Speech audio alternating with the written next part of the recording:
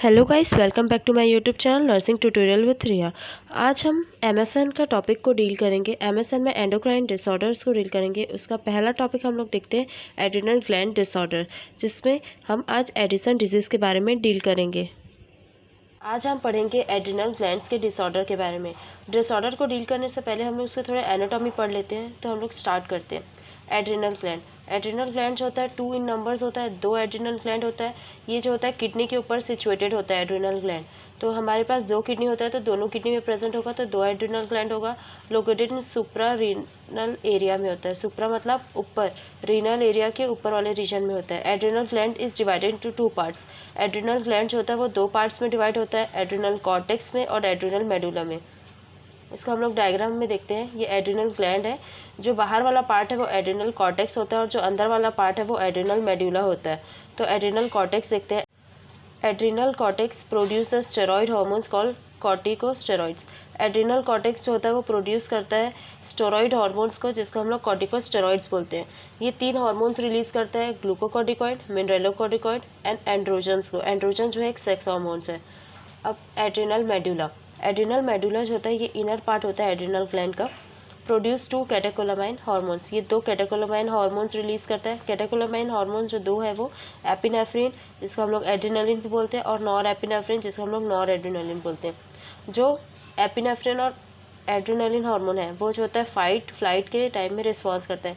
जब कोई हमारा फियर का कंडीशन आता है, फियर फ्लाइट के टाइम में ये रिस्पॉन्स करते हैं। नॉर्मल कंडीशन में हमारा नॉर एपिनेफ्रिन और नॉन एड्रेनालिन एक्टिवेट होता है, लेकिन जैसे कोई फियर होता है, हम लोग अगर किसी स्नेक को देख लिए या फिर किसी लायन को देख लिए, तो हमारे में जो फियर आता है उस टाइम में एपिनेफ्रिन और एड्रेनालिन जो होता है वो रिलीज होता है। ये जो होता है हमारे हार्ट रेट को इंक्रीज करता है। तो जब भी ब्रेडिकार्डिया का कंडीशन आता है तो हम लोग क्या देते हैं, एपिनेफ्रिन और एड्रेनालिन का इंजेक्शन देते हैं जब भी ब्रेडिकार्डिया का कंडीशन आता है। अब हम लोग इसमें देखते हैं एड्रिनल कॉर्टेक्स से पहले में स्टार्ट करते हैं ग्लूकोकॉर्टिकॉइड। ग्लूकोकॉर्टिकॉइड जो होता है जिस रिलीज करता है जो हार्मोन वो कॉर्टिसोल है। ये जो होता है फॉर्मेशन करवाता है, ग्लूकोज का फॉर्मेशन के लिए हेल्पफुल होता है। ग्लूकोज से समझ आ रहा है ग्लूकोज, तो क्या होगा, ये ग्लूकोज का फॉर्मेशन करवाएगा। लिपोलाइसिस कराता है, लिपिड को तोड़ने का काम करवाता है। रेजिस्टेंस टू स्ट्रेस, स्ट्रेस से रेजिस्टेंस डेवलप करवाता है। एंटी इन्फ्लामेटरी इफेक्ट दिखाता है। और डिप्रेशन ऑफ इम्यून रिस्पॉन्स में डिप्रेशन के लिए होता है। और प्रोटीन कैटाबॉलिज्म, प्रोटीन को भी तोड़ने का काम करता है। प्रोटीन और लिपिड दोनों को तोड़ने का काम करता है ताकि ग्लूकोज बन सके। ठीक है। रेजिस्टेंस टू स्ट्रेस है, एंटी इन्फ्लामेटरी इफेक्ट हो गया, डिप्रेशन ऑफ इम्यून रिस्पॉन्स का डिप्रेशन। मिनरेलोकॉर्टिकॉइड्स, अब मिनरेलोकॉर्टिकॉइड्स पढ़ते हैं। ये जो हार्मोन रिलीज करता है वो है एल्डोस्टेरोन। एल्डोस्टेरोन का जो रिसेप्टर साइट होता है वो डीसीटी में होता है। अब हम लोग डीसीटी कौन सा है, डिस्टल कॉन्वोल्यूटेड ट्यूब्यूल। हम लोग नेफ्रॉन का स्ट्रक्चर देखे हैं। नेफ्रॉन का जो स्ट्रक्चर होता है, ये जो कॉइल्ड वाला एरिया होता है इसको बोलते हैं डीसीटी। ये डीसीटी में इसका रिसेप्टर साइट होता है किसका, मिनरेलोकॉर्टिकॉइड का। एल्डोस्टेरोन क्या होता है, ये जो डीसीटी पार्ट में जो सोडियम हमारे बॉडी से बाहर मत निकल जाए करके उसको रीएब्जॉर्ब करने का काम करता है। सोडियम का रीएब्जॉर्प्शन करने का काम करता है एल्डोस्टेरोन। तो maintain fluid and electrolyte balance in the body. जो सोडियम है वो इलेक्ट्रोलाइट है, तो ये इलेक्ट्रोलाइट और फ्लूइड का बैलेंस को मेंटेन करता है हमारी बॉडी में एब्जॉर्ब करके। It increases the reabsorption of sodium which helps in retention of water। ये जो होता है रीएब्जॉर्प्शन करता है, सोडियम का रीएब्जॉर्प्शन को इंक्रीज करता है, जो हेल्प करता है वाटर के रिटेंशन के लिए भी हेल्प करता है। It increases excretion of potassium in the urine. और क्या करता है, ये पोटेशियम का एक्सक्रीशन करता है यूरिन से। हमारे बॉडी में सोडियम जितना ज़्यादा होगा पोटेशियम उतना ही कम होगा। मतलब एल्डोस्टेरोन का काम ही होता है सोडियम को एब्जॉर्ब करना और पोटेशियम को बाहर निकालना। तो यहाँ पे वही लिखा है, एल्डोस्टेरोन का क्या काम है, सोडियम का रीएब्जॉर्प्शन को बढ़ाना और पोटेशियम का जो एक्सक्रीशन है उसको बढ़ाना, ताकि ज़्यादा से ज़्यादा पोटेशियम बाहर निकले और सोडियम हमारे बॉडी में आते जाए। ये तभी बॉडी में जो फ्लूइड का वॉल्यूम है उसको मेंटेन कर पाता है। This reduce the acid in the body. ये रिड्यूस करता है एसिड को हमारे बॉडी में। कैसे, ये सोडियम का रीएब्जॉर्प्शन करा के और पोटेशियम को निकाल के एक अच्छे से बैलेंस मेंटेन करने का काम करता है। अब हम लोग देखते हैं एंड्रोजन। एंड्रोजन के बारे में देखते हैं। ये 3rd हार्मोन है जो कहाँ से रिलीज होता है, कॉर्टेक्स वाले एरिया से रिलीज होता है। It is male sex hormone. हम लोग जानते हैं एंड्रोजन को मेल सेक्स हार्मोन बोलते हैं। Develop of secondary sexual character को ये डेवलप करता है। किसी भी मेल या फीमेल में सेकेंडरी सेक्सुअल कैरेक्टर को डेवलप करता है। फीमेल में जो आता है वो एस्ट्रोजन आता है इसका फॉर्म। अब हम लोग देखते हैं, एक ओवरव्यू देखते हैं कैसे हार्मोन रिलीज़ होता है। तो सबसे पहले हाइपोथैलेमस से क्या रिलीज़ होता है, कॉर्टिकोट्रोपिन रिलीजिंग हार्मोन रिलीज़ होता है। ये रिलीज़ होकर कहाँ पे जाता है, हमारे एंटीरियर पिट्यूटरी में जाता है। हाइपोथैलेमस से CRH रिलीज़ होकर एंटीरियर पिट्यूटरी में, क्या एंटीरियर पिट्यूटरी फिर क्या रिलीज़ करेगा, ACTH। ACTH क्या होता है, एड्रेनोकॉर्टिकोट्रोपिक हार्मोन। ठीक है, ये एड्रेनोकॉर्टिकोट्रोपिक हार्मोन रिलीज़ करेगा। एड्रीनो है मतलब ये एड्रिनल ग्लैंड्स में जाके अपना एक्शन दिखाएगा, तो ये एड्रेनोकॉर्टिकोट्रोपिक रिलीज हार्मोन रिलीज़ करता है। और ये कहाँ पे जाता है, एड्रिनल ग्लैंड में जाता है। एड्रिनल ग्लैंड में जाके ये अपने हार्मोन्स को रिलीज़ करते हैं, जैसे एपिनेफ्रिन है, कॉर्टिसोल है, एल्डोस्टेरोन है, सेक्स हार्मोन्स है, नॉरएपिनेफ्रिन को। तो ये इसका मैकेनिज्म है, कैसे वो एक्ट करता है। हाइपोथैलेमस से लिख लेगा CRH, उसके बाद वो एंटीरियर पिट्यूटरी में जाएगा। एंटीरियर पिट्यूटरी को बोलेगा कि हमारे बॉडी में एल्डोस्टेरोन की कमी है, तो वो क्या करेगा, ACTH निकालने का काम करेगा। ACTH लिख लेगा, ACTH जाएगा और एड्रिनल ग्लैंड में जाएगा। एड्रिनल ग्लैंड क्या करेगा, फिर एल्डोस्टेरोन को रिलीज़ करते जाएगा। ऐसे ही कोई भी हार्मोन का है उसका स्टिमुलेशन आता है, और अगर हमारे बॉडी में ये ज़्यादा एक्सेस अमाउंट में सीक्रेट हो गया तो इसका नेगेटिव फीडबैक भी जाता है कि इसको अब रोक दो। हाइपोथैलेमस के पास जाएगा कि इसको अब रोक दो, तो वो CRH को बनाना बंद कर देगा, जिससे ये प्रोसेस स्टॉप हो जाती है। अब हम लोग एक नोट पॉइंट देखते हैं, बहुत इंपॉर्टेंट है आगे की डिजीज़ कंडीशन के लिए। तो इसमें देखते हैं ACTH एड्रेनोकॉर्टिकोट्रोपिक हार्मोन और MSH मेलानिन स्टिमुलेटिंग हार्मोन। ये मेलानिन स्टिमुलेटिंग हार्मोन क्या होता है, ये मेलानिन को सीक्रेट करता है। मेलानिन क्या होता है, हमारे बॉडी के लिए कलर प्रोवाइड करता है। जैसे हम डार्क है तो ज़्यादा मेलानिन सीक्रेट होगा तो पर्सन काला होता है, अगर एक पर्सन के में मेलानिन कम सीक्रेट हो रहा है तो वो गोरा रहेगा। तो ये किसके लिए रिस्पॉन्सिबल होता है, हमारे पिगमेंटेशन कलर के लिए रिस्पॉन्सिबल होता है। तो ACTH और जो MSH है वो सेम सोर्स से ओरिजिन होता है, सेम सोर्स से बनता है, तो इसका दोनों का सेम सोर्स है। तो अगर बॉडी में ये क्या होता है, ACTH वर्क करता है एड्रिनल ग्लैंड में। अगर हमारे बॉडी में ACTH का मात्रा बढ़ गया, ठीक है, ACTH का मात्रा बढ़ गया तो MSH भी बढ़ जाएगा, तो पर्सन के में डार्क पिगमेंटेशन दिखेगा। मतलब ये साइन और सिम्टम्स है, अगर एक पर्सन के में ACTH बढ़ रहा है तो MSH भी बढ़ जाएगा, सारा एक पर्सन डार्क दिखेगा। तो ये आगे साइन एंड सिम्टम्स में आएगा इसकी डिजीज़ कंडीशन में। हम लोग पढ़ते हैं पहला डिजीज़ कंडीशन एड्रिनल ग्लैंड का। पहला है एडिसन डिजीज़।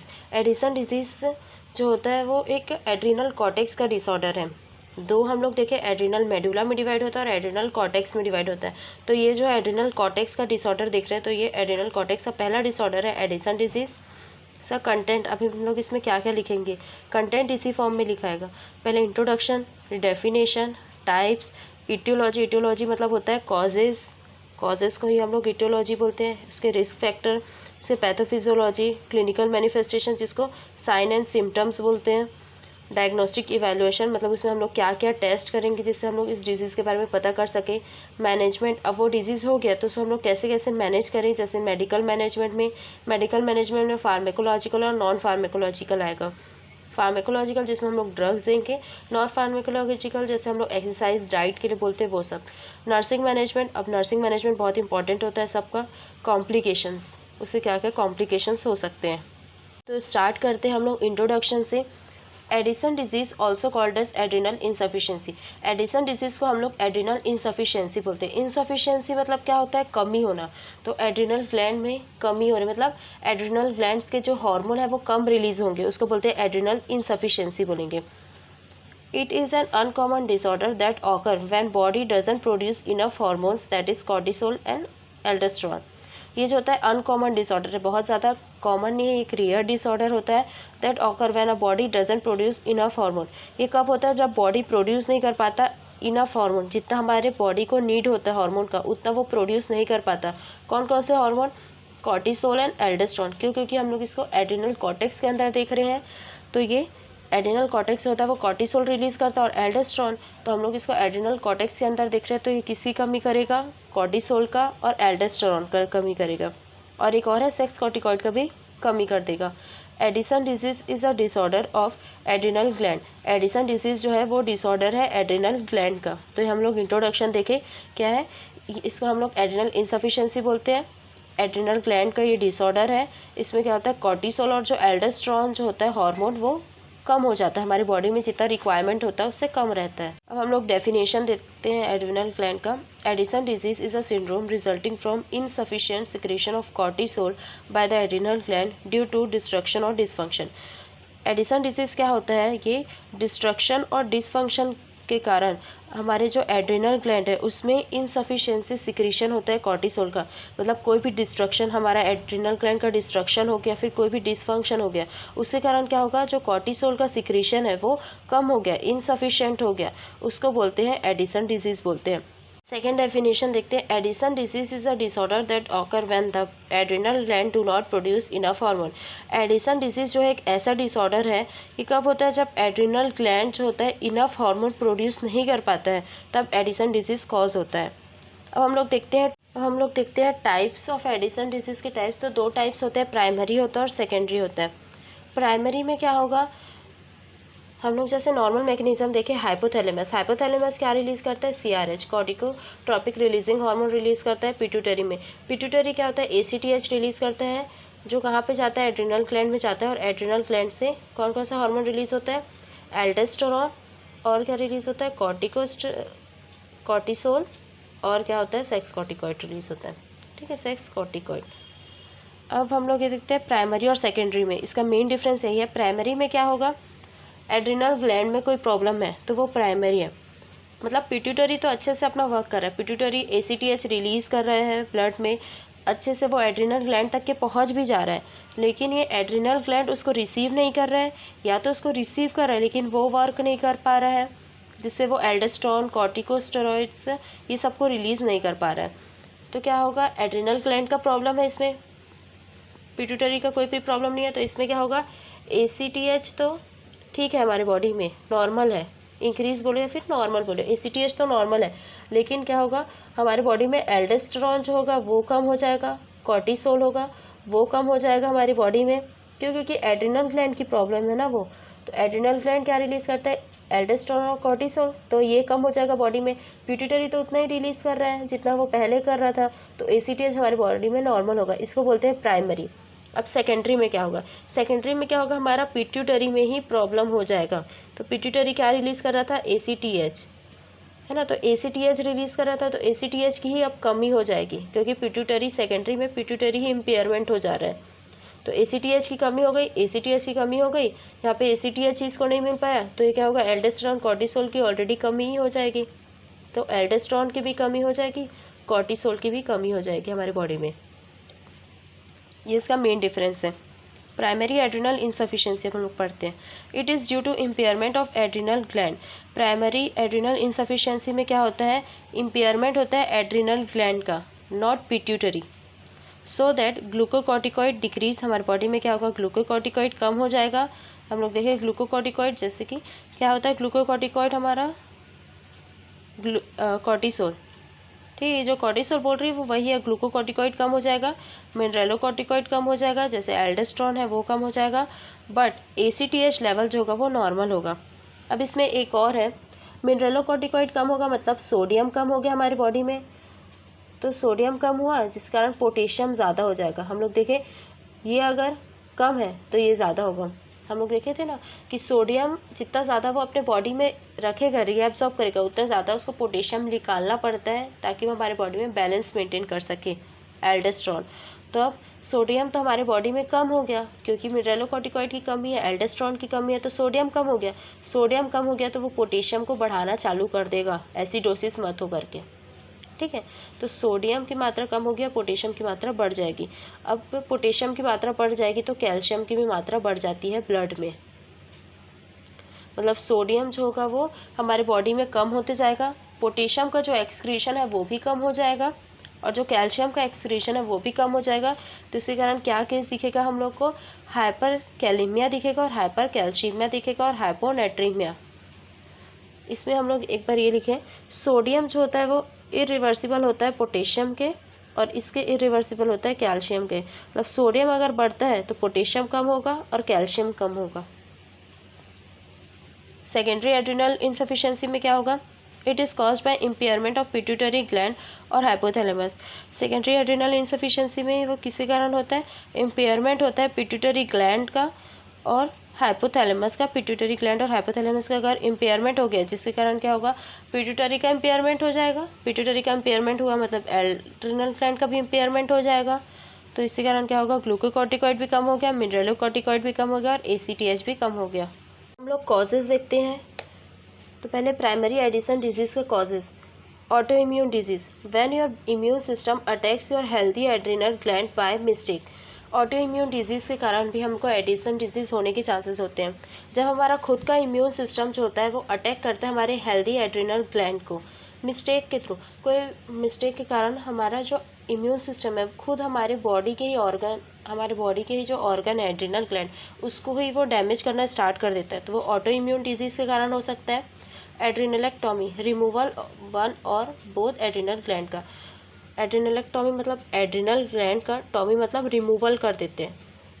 अगर एड्रिनल ग्लैंड ही रिमूव हो गया तब भी हो सकता है भाई एल्डोस्टेरोन का लेवल कम हो जाएगा, मिनरलोकॉर्टिकॉइड का कम हो जाएगा, ग्लूकोकॉर्टिकॉइड का लेवल कम हो जाएगा, उसके कारण भी हो जाएगा। फिर नियोप्लाज्मा, कैंसर्स के कारण भी होता है। Family history of auto immune disease, अगर कोई पुराना फैमिली हिस्ट्री है उसके कारण भी हमको एडिशन डिजीज़ हो सकता है। अब सेकेंडरी एडिशन डिजीज़ किसके कारण होगा देखते हैं। तो सेकेंडरी एडिशन डिजीज़ एड्रिनलेक्टॉमी, वही अब एड्रिनल ग्लैंड को ही हम लोग हटा दिए उसके कारण भी हो सकता है सेकेंडरी एडिशन डिजीज़।